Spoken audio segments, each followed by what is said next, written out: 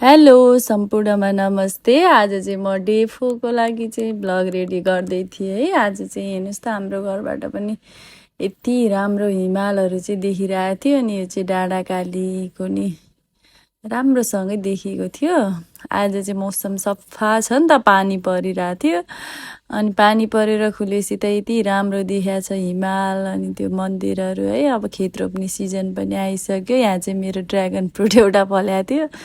अब पानी पानी भइरहेको खेतमा अनि फुलहरू चाहिँ यति राम्रोसँग फुलेको नि है। सबै कलरको फुलहरू छ कि प्रायः चाहिँ मेरोमा चाहिँ। अनि फुल चाहिँ त्यस्तो राम्रोसँग चाहिँ म्यानेज गर्न त सकेको छैन, झारहरू त्यत्तिकै छ, तर फुलहरू फुल्याए देख्दा चाहिँ बिहान बिहानको त्यो आनन्द लाग्छ कि यस्तो रङ्गी चङ्गी फुलहरू देख्दाखेरि चाहिँ। अनि त्यसपछि चाहिँ यो चाहिँ लेमन ग्रासको रुख हो अनि यो चाहिँ कति मिठो मिठो कलरको छ कि यो सदाबहार फुलहरू पनि। अनि यो अर्को के फुल भन्छ यसको नाम चाहिँ थाहा छैन, तर कति राम्रो छ कि यस्तो। मैले फुलहरूको भिडियो पछि चाहिँ अब खानातिर लागौँ। अब फर्स्टमा चाहिँ मैले मासु नखानेको लागि चाहिँ कुरिलो यो भिन्डी आलु गरेर चाहिँ झोल हालिदिन लाएँ।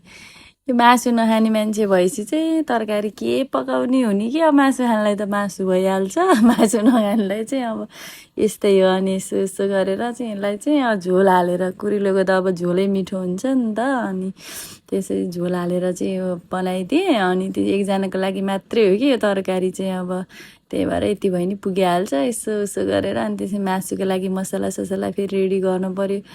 अनि त्यसपछि हेर्दा चाहिँ यस्तो देखायो, तर मिठो हुन्छ कि कुरिलोको झोल चाहिँ। अनि त्यसपछि यतिकै पानी हालेपछि एकजनाले त पुगिहाल्छ भनेर चाहिँ यता झोल हालेँ। अनि त्यसपछि यता टमाटरको फेरि अचार सचार पनि बनाउन थियो। यो चाहिँ चढाएको मैले भात।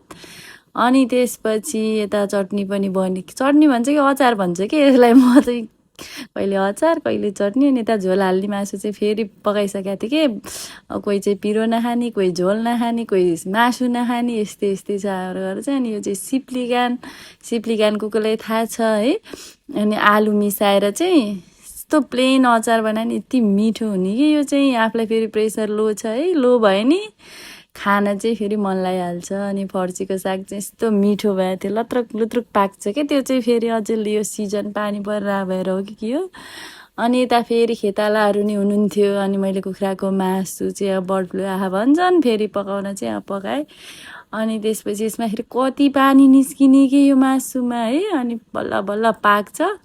अचार पनि सिप्लिकान र आलुको अचार, नुन खुर्सानी हाल्ने, तिल हाल्ने, अमिलो हाल्ने, यस्तो मिठो भएको थियो यो पनि है।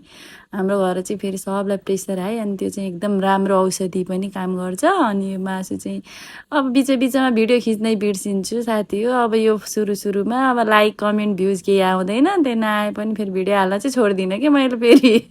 अनि ल यति भन्दै मेरोको दिन चाहिँ आज यसरी बित्या थियो है। ल बाई बाई। भिडियो हेर्दै गर्नु होला, कमेन्ट पनि गर्नुहोस्, अनि मेरो लाइक कमेन्ट सेयर सबै गर्नुहोस् भिडियोमा। ल बाई बाई।